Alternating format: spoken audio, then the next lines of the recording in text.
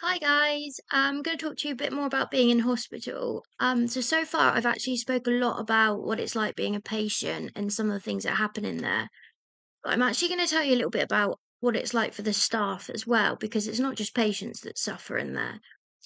So obviously I'm not a member of staff, so I can't tell you exactly how they feel, but these are some of the observations I made.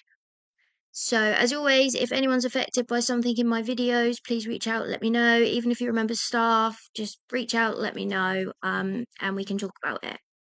So, I'm going to explain a little bit about what it's like in Antelope. So, they have like bands. So, you have band threes, which are like support workers. I think they're called support workers or healthcare assistants. I always get it mixed up. But you've got the band threes.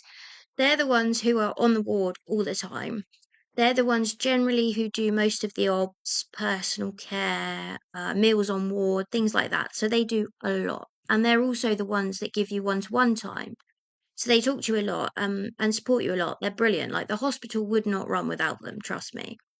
And then you have like nurses, which start at band five. And then above that is the band six nurses who have kind of some sort of like management responsibilities as well. And they're kind of like they do the on-call stuff during the night. Like they run the unit. And then above them you've got obviously the managers and stuff. So I think the ward manager was a band seven. And then above him is the matron. I don't know what band she is, but she was the matron for Trinity Ward and Abbey Ward, the ward next door, which is also a female ward. That used to be PQ, which is intensive care, but now it's an acute ward. So I spent a lot of time with the support workers who are the band threes. I was on one-to-one for a long time, which meant I had someone with me 24/7 for I think it was at least 2 months, maybe three. So I got to know them pretty well. And Antelope has, I'm not going to lie, some incredible people. Like the band threes, I could name you so many people in there that are just awesome. Like I love them to bits. Like I consider them family. I'd go to war for some of those people. And then there's like a band five nurse I've known a long time. She's awesome. Like she deals with my shit so well. I've got so much respect for her. And there are also some band sixes. Like there are a couple of nurses in there again. They were young, but oh my god, they were so good. Like they were not only were they good at their job, but they were so kind and took the time to actually speak to you and get to know you a little bit. And they were funny as anything as well. Like one of them, oh my god, she's hilarious. So yes, my videos so far have been a bit depressing and about bad incidents that happen in there, which yeah, it's true. But I don't want you to think like the whole of the hospital's bad because there are some great people in there. But unfortunately, as always, the bad people kind of take it over and make it toxic when it shouldn't be. And the management just, in my opinion, they don't really have a clue because they make these decisions in their meetings and stuff, but they don't ever see the impact of them because they're rarely on the ward. And the support workers are the ones that have to deal with all the shit. So they're rarely the ones that actually make the big decisions there. But they're the ones that know the most. They're the ones that know the patients the most. They're the ones that have to deal with like the aftermath of a bad restraint or a stupid decision by management.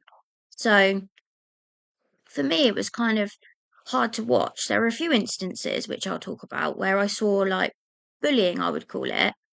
I know there was a support worker, a young support worker, who was incredible. I loved her. She was amazing. Like one of the best people I've ever met, to be honest. And she's training to be a nurse as well, and she's going to be fantastic.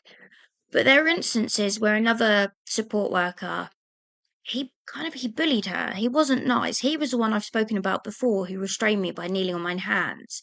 And one that a lot of people had complained about him for looking through the windows at us for too long when we're getting dressed and stuff. So I actually saw the way he spoke to her and it was not nice. He would talk down to her and make her feel like she was like this big when in reality she was a lot smarter than him. She knew exactly what she was doing there. And I don't know whether he was just jealous because she was so good. I don't know, but he was an asshole. And the problem is like there's no protection for them. So I would say to her, have you gone and spoke to Alex, who's the ward manager? And we'd all kind of go, well, what's he going to do? Because, didn't do a lot. So there was no hope for her. Like, she couldn't just go to the manager and tell them and feel comfortable and safe in telling them as well. Because sometimes if you complain about the wrong person in there, they will make your life hell. I've seen it. So you complain about someone who's higher up than you or who's friends with someone who's higher up than you, they will make your life so uncomfortable. You'll be pushed out and you'll get like less shifts or whatever, or you'll just get let go. It's awful. So there was quite a bit of bullying of the younger members of staff. There was another incident that really cheesed me off. It was a band three. She was incredible with me. She would do jigsaw puzzles with me. She would sit with me when I was really stressed, and she just knew how to calm me down. She knew what I needed when I needed it. And I really, really respected her. And a few of the other members of staff kind of took the mick a little bit out of her, like calling her a bit dopey and stuff. But I loved that about her, to be honest. She was really nice. And I'd had another incident, shock, I know, and she was on her break, but she came running because it was my room, and she dealt with it. And not only did she deal with it, but she stayed to talk to me after during her break time as well, when she doesn't have to do that. There are other people on the ward. So she does this, and I come out my room. She's sat in one of the offices because there's two on the ward, and the door's open. And she's eating her sandwich or whatever it was out of her lunchbox. And a band six nurse who's been in the office all day doing God knows what. I don't know what they do in there. That must be busy because they're always bloody in there. But he sees her eating and he tells her off and kind of spoke to her. Not just told her off, but it was the tone of like, I'm better than you, basically. You have to do what I say. Like, I'm going to look down my nose at you. And he told her off and said she's meant to be doing something, which she was doing at the same time. Like she was eating and she was on the computer as well. And I don't know what it was. I think it was the way he spoke to her. I think because of the way I grew up as well and the way my dad used to speak to me really got to me because he doesn't know how much work she's just done. Like not only all day because she's the only regular member of staff on, but literally in the last 20 minutes. And I went to him, oi, because she wouldn't say anything, because obviously she's scared. He's band six, and she was quite shy in that respect, like sticking up for herself. So I go, oi, like, don't speak to her like that. I goes, you've got no idea. She's just been sat with me while everyone else buggered off. Don't speak to her like that. Like, that's so rude. You've got no clue. You could have at least asked her first, have you had your break yet? Are you okay? Something nice. Or said to her, look, I really need this done. Do you mind eating in a minute? Like, can you get this done first? That could have handled that so better in so many different ways. But that was quite a regular thing. It was like the little put downs and stuff, like know your place. When in reality, I'm not being funny, but most of those band sixes, I would love to see them try and run that hospital without the band threes because you've got no hope. So that's another one. There's a bit of like bullying and stuff going on, which obviously is never nice, but yeah, that's just how it is. Other than that, as well, like not just how staff treat staff, but how like they're not, I don't think they're protected enough on the ward. So obviously, it's a hospital for mental health. So you're going to get people in there that are unwell and aggressive. You're going to get people that attack staff. It's not nice, but unfortunately, it's just part of how it is in there. Some people come in and they're so unwell, and you can tell that they don't really know what's going on. They don't know where they are. It's really sad. I mean, there are a few times in there I got punched once by someone who thought I was someone else. And then I got spat on as well by someone who thought I was someone else. And you don't react. I mean, I don't. When they're unwell, I don't react. Like I'm gobby. I don't know if you could tell. So if it's someone who knows what they're doing and they're a bit of an arsehole, of course I'm going to say something. But when they're like that, they can't help it, and it's not nice, and it can't be nice for them either. So there are a few instances where staff get attacked by someone who's unwell and they don't know what they're doing, or they're just really aggressive or something. But to be honest, that doesn't happen that often, that like people attack staff, because a lot of people when they're unwell, it's internal. So you hear them responding to things that you can't see, or they wander around and they kind of look a bit lost. It's really sad. But to be honest, the most amount of time staff get attacked is when someone comes in and they're just an asshole. And I know you're not supposed to say that, right? People with mental health problems, it gets on my nerves when people use that as an excuse to be an absolute dick. Like, no, you're being a dick because you're a dick, not because you have mental health problems. There's a difference.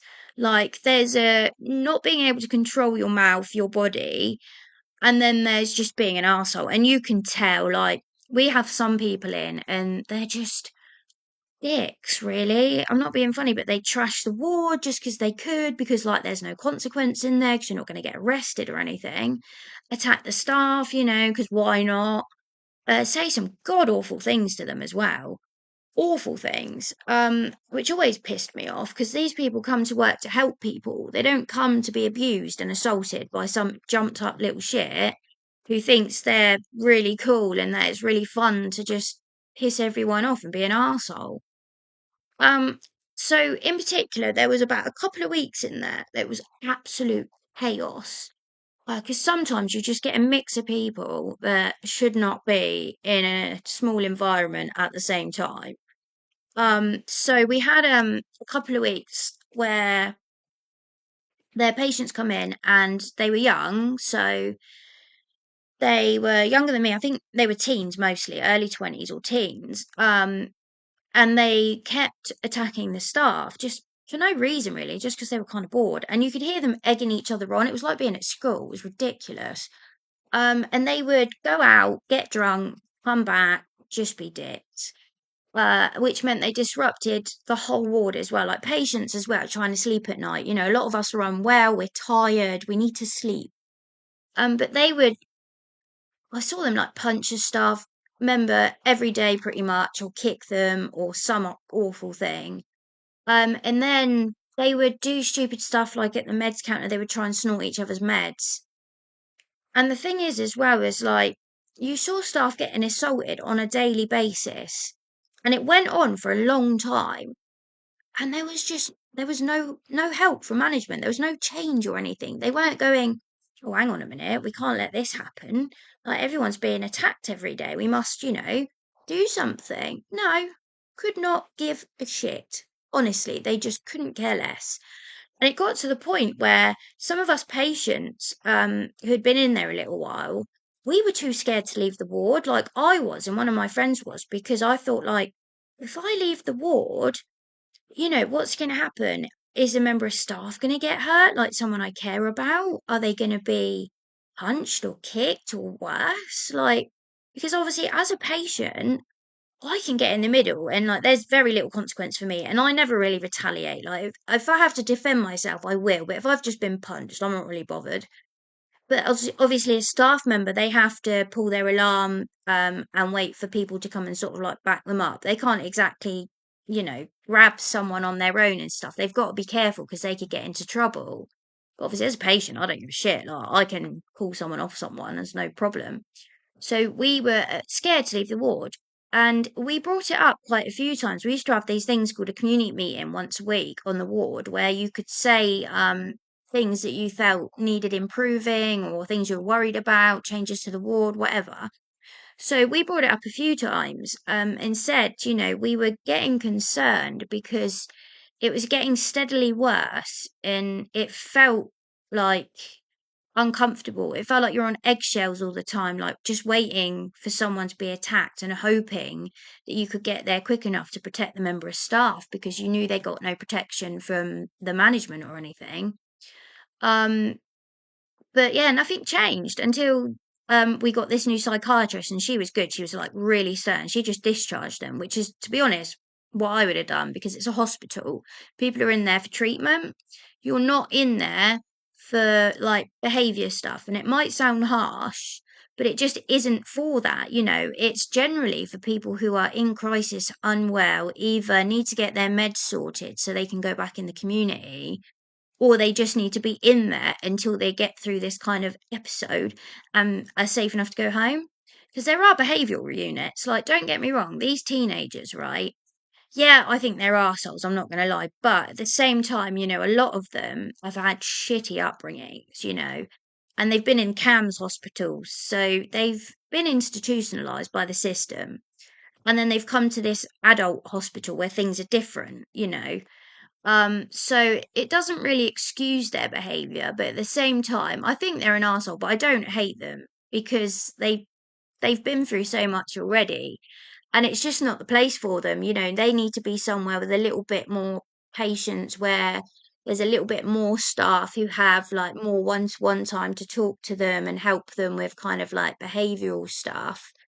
Um, you know, it's not really, I mean, say it's not their fault. You can see why they're like it, and you know, you do feel bad for them. I still think they're assholes because, you know, I do, but I do kind of feel bad for them at the same time because I'm a bit older now, and I wasn't that bad as a teenager, but I was pretty bad.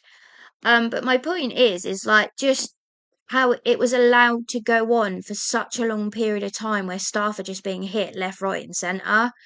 And back in the day, I mean, I sound old now, but my first admission, I was about 19, 20. So you're talking over 10 years ago. But back then, it was a lot stricter. Like, there were behavioural contracts. So if people were like assaulting staff or trashing the ward, they would have a contract. And if they did that, immediate discharge. It was same with people who had addiction issues. So people who are drug addicts, alcoholics. There was one lady in particular who was a drug addict. She came in for mental health treatment and then was going to go to a rehab. But she had to sign this contract that said if she took drugs, she would be immediately discharged because obviously, again, it's not for that, it's for mental health.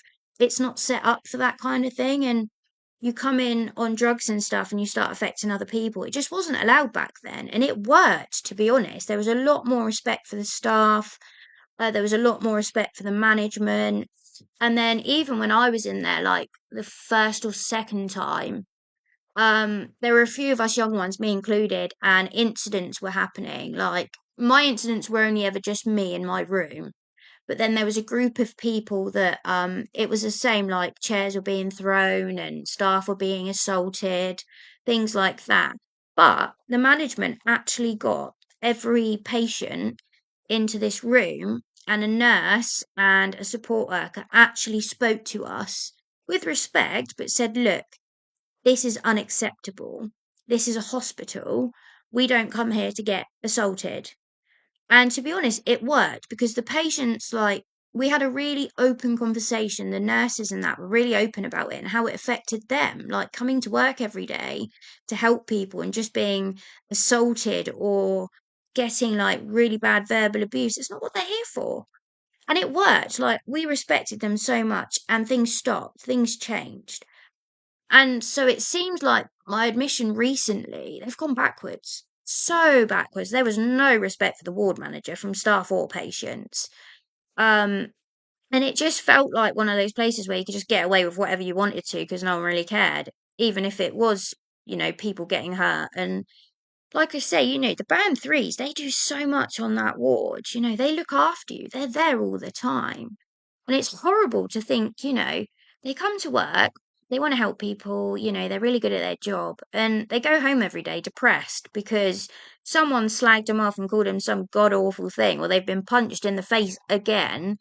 And then they go to the management hoping for some protection, safety, and get jack all. So, kind of like that's my point as well, is it's not just the patients that suffer, it's the staff members. And there seems to be this huge disconnect between some of the nurses, definitely not all of them, but some of the nurses who are at the band six level, and the band threes, but there's definitely a huge disconnect between the band seven ward manager, the matron, and the band threes.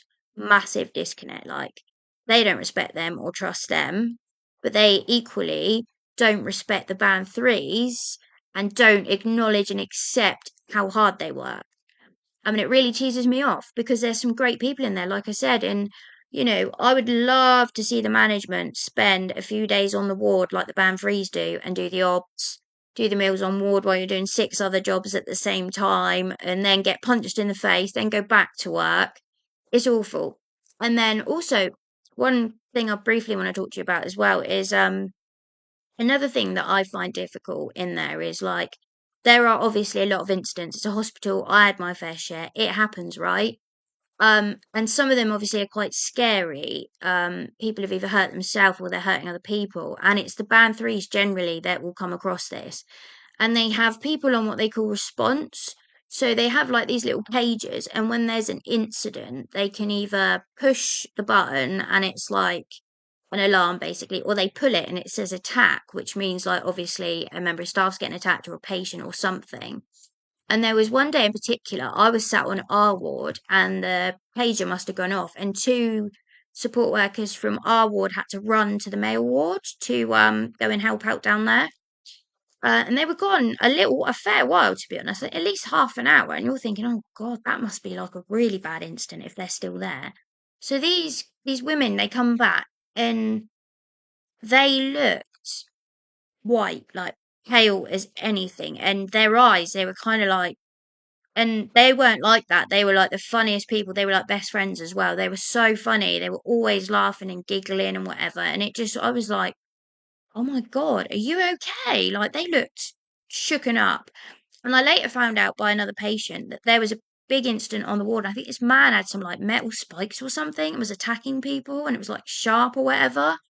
And they had to get him onto the courtyard and shut the door and wait for the police. So it's like scary. Like you could, I mean, potentially that could be fatal, if he's going to attack you with it. God knows how he got it in the hospital. But again, Um, so, and then like they get back on the ward, right? And they're clearly shaken up. And like for me, even if I was like the same, like band three as them, I would still go and talk to them. But for me, one of the management, a band six or something, after, because they would have known what was happening, you talk to them, wouldn't you? At least. I mean, and they were both young as well, so didn't have as much like life experience or hadn't seen as much as some of the older member of staff, that had been in the old DOP as well.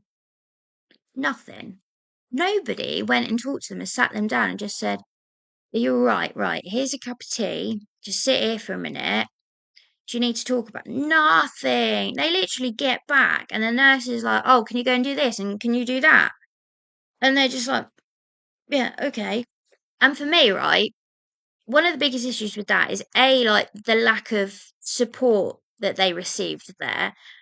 But also, right, those two, one was a support worker. Well, they both were, to be honest, but one of them was going to train and be a nurse. Like, I think she only has a year left. And the other one was thinking about becoming a nurse, right? So they're the future of the mental health system. And they would both be incredible nurses, support workers, whatever they choose to be, they'd be fantastic at it. But it's like, right, they go home, that incident, that's got to play in your head, nightmares, whatever. What if they don't come back to work?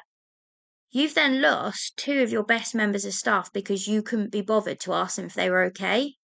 And you couldn't be bothered to give them like a cup of tea for 10 minutes. And yeah, so it's kind of like the lack of care, empathy, compassion, the attitude towards them, and the fact that patients sometimes had to step in to protect the staff. So that's basically what I wanted to talk to you about today. Because like I said, it's not just patients in there that suffer. I've seen staff be bullied. I've seen staff scared of other staff. I've seen staff be pushed out because they've said something. I've seen them attacked with very little support, and it's not nice. So I don't want you to think it's just the patients that suffer. And like I said, Antelope House, right? If they got rid of like maybe, I don't know, 6 or 7 people, that would be the best place in the world. I could name you at least 10 support workers that are freaking fantastic. There's a band 5 nurse, she's freaking fantastic too. There's at least 2 or 3 band 6s. You have them there, you have probably the best hospital in the UK, well, even the world, really, to be honest. They're that good. But you have this small group of people and a management that are disconnected, don't care, don't listen to the staff, and it ruins it. So if you're a member of staff, and you have experienced any of this and you're struggling with it, please reach out. I do take confidentiality really seriously. So if you do reach out to me and you want to talk about it or you want me to share your story, it can be completely anonymous. I'm not out to, upset anyone or hurt anyone. So if you do need to talk, please let me know.